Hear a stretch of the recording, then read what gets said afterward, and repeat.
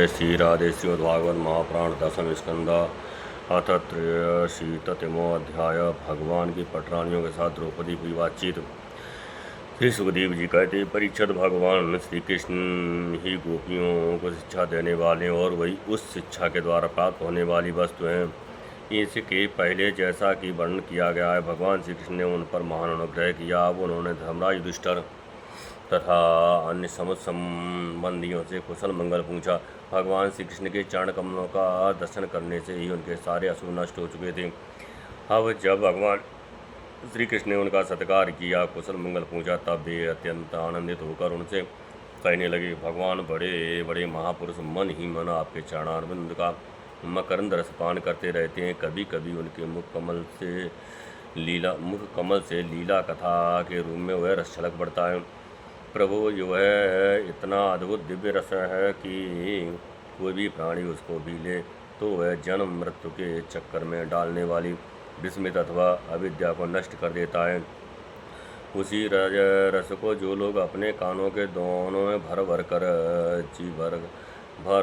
जी भर पीते हैं, उनके अमंगल की आशंका ही क्या है। भगवान, आप एक रस ज्ञान स्वरूप और अखंड आनंद के समुद्र हैं। बुद्धि वृत्तियों के कारण होने वाली जागृत, स्वप्न, सुषुप्त, ये तीनों अवस्थाएं आपके स्वयं प्रकाश स्वरूप तक पहुंच ही नहीं पाती, दूर से ही नष्ट हो जाती हैं। आप स्वयं परमहंसों की एकमात्र गति हैं। समय के फेर से वेदों का ह्रास होते देखकर उनकी रक्षा के लिए आपने अपनी अत्यंत योग माया के द्वारा मनुष्य का सा शरीर ग्रहण किया है। हम आपके चरणों में बार बार नमस्कार करते हैं। श्री सुखदेव जी कहते हैं, परीक्षित, जिस समय दूसरे लोग इस प्रकार भगवान श्री कृष्ण की स्तुति कर रहे थे, उसी समय यादव और कौरव कुल की स्त्रियां एकत्रित होकर आपस में भगवान की त्रिभुवन विख्यात लीलाओं का वर्णन कर रही थी। अब मैं तुम्हें उन्हीं की बातें सुनाता हूँ। द्रौपदी ने कहा, हे रुक्मिणी भद्रे, हे जामवंती सत्य, हे सत्यभामे, कालिंदी, शेव्य, लक्ष्मणे, रोहिणी और अनन्यान्य श्री कृष्ण पत्नियों, तुम लोग हमें यह तो बताओ कि स्वयं भगवान श्री कृष्ण ने अपनी माया से लोगों का अनुकरण करते हुए तुम लोगों का किस प्रकार पाणी ग्रहण किया। रुक्मिणी जी ने कहा, द्रौपदी जी, जरासंध आज सभी राजा चाहते थे कि मेरा विवाह शिशुपाल के साथ हो। इसके लिए सभी शस्त्रास्त्र से सुसज्जित होकर युद्ध के लिए तैयार थे, परंतु भगवान मुझे वैसे ही हरलाए जैसे सिंह, बकरी और भेड़ों के झुंड में से अपना भाग छीन ले जाए। क्यों न हो, जगत में जितने भी अजय वीर हैं, उनके मुक्टों पर उन्हीं की चरण धूल शोभायमान होती है। द्रौपदी जी, मेरी तो यही अभिलाषा है कि भगवान के वे ही समस्त संपत्ति और सौंदर्य के आश्रय चरण कमल जन्म जन्म मुझे आराधना करने के लिए प्राप्त होते रहें, मैं उनकी सेवा में लगी रहूं। सत्यभामा ने कहा, द्रौपदी जी, मेरे पिताजी अपने भाई प्रसेन की मृत्यु से बहुत दुखी हो रहे थे, अतः उन्होंने उनके वध का कलंक भगवान पर ही लगाया। उस कलंक को दूर करने के लिए भगवान ने ऋषराज जाम्बान पर विजय प्राप्त की और वह रतन लाकर मेरे पिता को दे दिया। अब तो मेरे पिताजी मिथ्या कलंक लगाने का डर गए, अतः यद्यपि दूसरे को मेरा वाग्दान कर चुके थे, फिर भी उन्होंने मुझे शमंतक मणि के साथ भगवान के चरणों में ही समर्पित कर दिया। जामवंती ने कहा, द्रौपदी जी, मेरे पिता ऋषराज जामबान को इस बात का पता न था कि यही मेरे स्वामी भगवान सीतापति हैं, इसलिए वे इनसे 27 दिन तक लड़ते रहे। परंतु जब परीक्षा पूरी हुई, उन्होंने जान लिया कि ये भगवान राम ही हैं, तब इनके चरण कमल पकड़कर शमंतक मणि के साथ उपहार के स्वरूप में मुझे समर्पित कर दिया। मैं यही चाहती हूँ कि जन्म जन्म इन्हीं की दासी बनी रहूँ। कालिंदी ने कहा, द्रौपदी जी, जब भगवान को मुझे मालूम हुआ कि मैं उनके चरणों का स्पर्श करने की आशा अभिलाषा से तपस्या कर रही हूँ, तब वे अपने सखा अर्जुन के साथ यमुना तट पर आए और मुझे स्वीकार कर लिया। मैं उनका घर बहारने वाली उनकी दासी हूँ। मित्रवृंदा ने कहा, द्रौपदी जी, मेरा स्वयंवर हो रहा था, वहाँ आकर भगवान ने सब राजाओं को जीत लिया और जैसे सिंह झुंड के झुंड कुत्तों में से अपना भाग ले जाए, वैसे ही मुझे अपनी शोभामयी द्वारकापुरी में ले आए। मेरे भाइयों ने मुझे भगवान से छुड़ाकर मेरा अपकार करना चाहा, परंतु उन्होंने उन्हें भी नीचा दिखा दिया। मैं ऐसा चाहती हूँ कि मुझे जन्म जन्म उनके पांव पखारने का सौभाग्य प्राप्त हो। सत्या ने कहा, द्रौपदी जी, मेरे पिताजी मेरे स्वयंवर में आए हुए राजाओं के बल पुरुष की परीक्षा के लिए बड़े बलवान और पराक्रमी तीखे सिंह वाले 7 बैल रख छोड़े थे। उन बैलों ने बड़े बड़े वीरों का घमंड चूर चूर कर दिया था। उन्हें भगवान ने खेल खेल में ही झपट कर पकड़ लिया और नाथ लिया और बांध दिया, ठीक वैसे ही जैसे छोटे छोटे बच्चे बकरी के बच्चों को पकड़ लेते हैं। इस प्रकार भगवान बल पुरुष के द्वारा मुझे प्राप्त कर चतुरंगिणी सेना और दासियों के साथ द्वारका ले आए। मार्ग में जिन क्षत्रियों ने विघ्न डाला उन्हें जीत भी लिया। मेरी यही अभिलाषा है कि मुझे इनकी सेवा का अवसर सदा सर्वदा प्राप्त होता रहे। भद्रा ने कहा, द्रौपदी जी, भगवान मेरे मामा के पुत्र हैं। मेरा चित्त उन्हीं के चरणों में अनुरक्त हो गया था। जब मेरे पिताजी को ये बात मालूम हुई तब उन्होंने स्वयं ही भगवान को बुलाकर अक्षौहिणी सेना और बहुत ही दासियों के साथ मुझे इन्हीं के चरणों में समर्पित कर दिया। मैं अपना परम कल्याण इसी में समझती हूँ कि कर्म के अनुसार मुझे जहाँ जहाँ जन्म लेना पड़े सर्वत्र इन्हीं के चरण कमलों का स्पर्श प्राप्त होता रहे। लक्ष्मण ने कहा, रानी जी, देवर्षि नारद बार बार भगवान के अवतारों और लीलाओं का गान करते रहते थे। उसे सुनकर और यह सोचकर कि लक्ष्मी जी ने समस्त लोकपालों का त्याग करके भगवान का ही वर्ण किया, मेरा चित्त भगवान के चरणों में आसक्त हो गया। साध्वी, मेरे पिता भरतसेन मुझ पर बहुत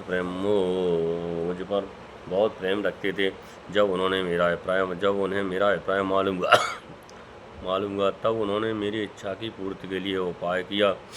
महारानी, जिस प्रकार पांडव वीर अर्जुन की प्राप्ति के लिए आपके पिता ने स्वयंवर में मत्स्यवेद का आयोजन किया था, उसी प्रकार मेरे पिता ने भी किया। आपके स्वयंवर की अपेक्षा हमारे यहाँ ये विशेषता थी कि मत्स्य बाहर से ढका हुआ था, केवल जल में ही उसकी परछाई दिख पड़ती थी। जब यह समाचार राजाओं को मिला तब सब ओर से समस्त अस्त्र शस्त्रों के तत्व हजारों राजा अपनी अपनी गुरुओं के साथ मेरे पिताजी की राजधानी में आने लगे और मेरे पिताजी ने आए हुए सभी राजाओं का बल पुरुष और अवस्था के अनुसार भली भांति स्वागत सत्कार किया। और उन लोगों ने मुझे प्राप्त करने की इच्छा है स्वयंवर सभा में रखे हुए धनुष और बाण उठाए। उनमें से कितने ही राजा तो धनुष पर तांत भी न चढ़ा सके, उन्होंने धनुष को ज्यों का त्यों रख दिया। कईयों ने धनुष की डोरी को एक सिरे से बांधकर दूसरे सिरे तक खींच तो लिया, परंतु वे उसे दूसरे सिरे में बांध न सके, उसका झटका लगने से गिर पड़े। रानी जी, बड़े बड़े प्रसिद्ध वीर जैसे जरासंध, अम्बष्टरेज, शिशुपाल, भीमसेन, दुर्योधन और कर्ण, इन लोगों ने धनुष पर डोरी तो चढ़ा ली, परंतु उन्हें मछली की स्थिति का पता न चला। पांडव वीर अर्जुन ने जल में उस मछली की परछाई देख ली और ये भी जान लिया कि वह कहाँ है। बड़ी सावधानी से उन्होंने बाण छोड़ा भी, परंतु उससे लक्ष्य भेद न हुआ। उनके बाण ने केवल उसका स्पर्श मात्र किया। रानी जी, इस प्रकार बड़े बड़े अभिमानियों का मानवर्धन हो गया। अधिकांश नृपतियों ने मुझे पाने की लालसा एवं साथ ही साथ लक्ष्य भेद की चेष्टा भी छोड़ दी। तब भगवान ने धनुष उठाकर खेल खेल में अनायास ही उस पर डोरी चढ़ा दी, बाण साधा और जल में केवल एक बार मछली की परछाई देखकर बाण मारा तथा उसे नीचे गिरा दिया। उस समय ठीक दोपहर हो रहा था। सर्वार्थ साधक अभिजित नामक मुहूर्त बीत रहा था। द्रौपदी जी, देवी जी उस समय पृथ्वी में जय जयकार होने लगी और आकाश में द्वंद्वियाँ बजने लगीं। बड़े बड़े देवता आनंद प्रबल होकर पुष्पों की वर्षा करने लगे। रानी जी, उसी समय मैंने रंगशाला में प्रवेश किया। मेरे पैरों के पायजे रुन झुन बोल रहे थे। मैंने नए नए उत्तम रेशमी वस्त्र धारण कर रखे थे। मेरी चोटियों में मालाएं गूंथी हुई थीं और मुंह पर लज्जा मिश्रित मुस्कुराहट थी।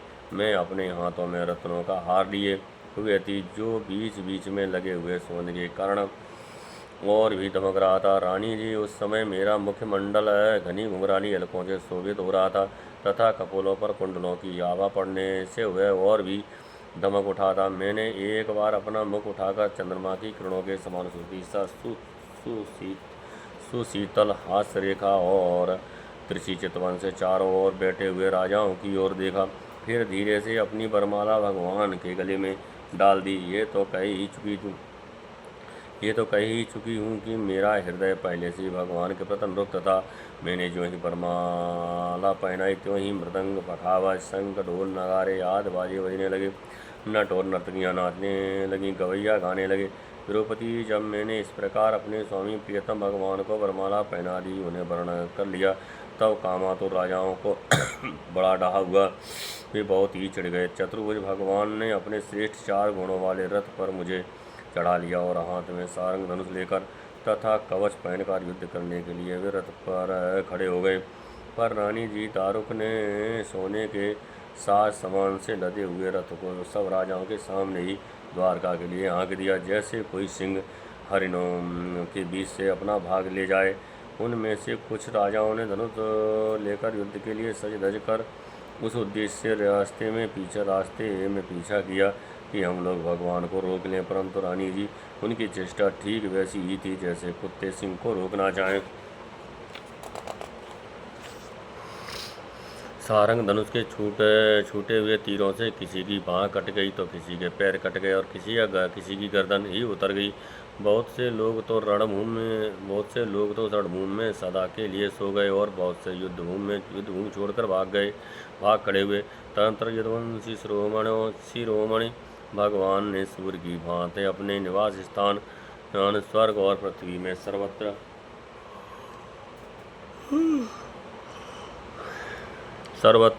प्रशंसित द्वारका नगरी में प्रवेश किया। उस दिन वह विशेष रूप से सजाई गई थी। इतनी झंडियाँ, पताकाएं और तोरण लगाए गए थे कि उनके कारण सूर्य का प्रकाश धरती तक नहीं आ पाता था।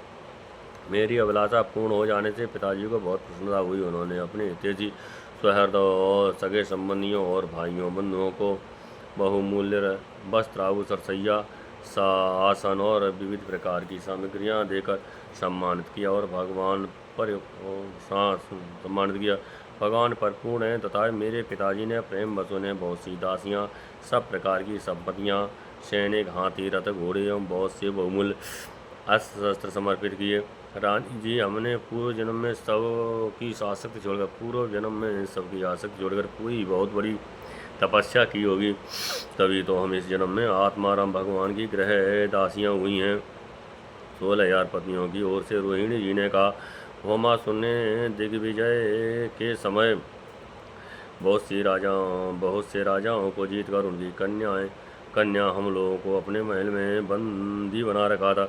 भगवान ने यह जानकर युद्ध में होमासुर की सेना का संहार कर डाला और स्वयं पूर्ण काम होने पर भी उन्होंने हम लोगों को वहां से छुड़ाया तथा पार ग्रहण करके अपनी दासी बना लिया।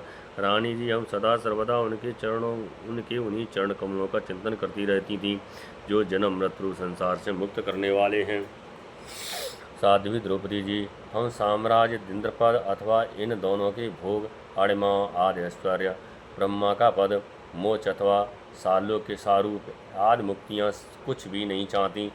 हम केवल इतना ही चाहते हैं कि अपने प्रियतम प्रभु के सुकोमल चरण कमलों की वह श्री रज सर्वदा अपने सिर पर वहन किया करें, जो लक्ष्मी जी के वक्ष स्थल पर लगी हुई केसर की सुगंध से युक्त है। उदार शिरोमणि भगवान के जिन चरण कमलों का स्पर्श उनके गो चराते समय गोपियाँ भी लेने, तिनके और घास लताएं तक करना चाहती थी, उन्हीं की हमें भी चाह है। इस श्रीमद्भागवते महापुराणे प्रहंसायां संहितायां दशम स्कंदे उत्तरार्धे 83 अध्याय। जय जय श्री राधे।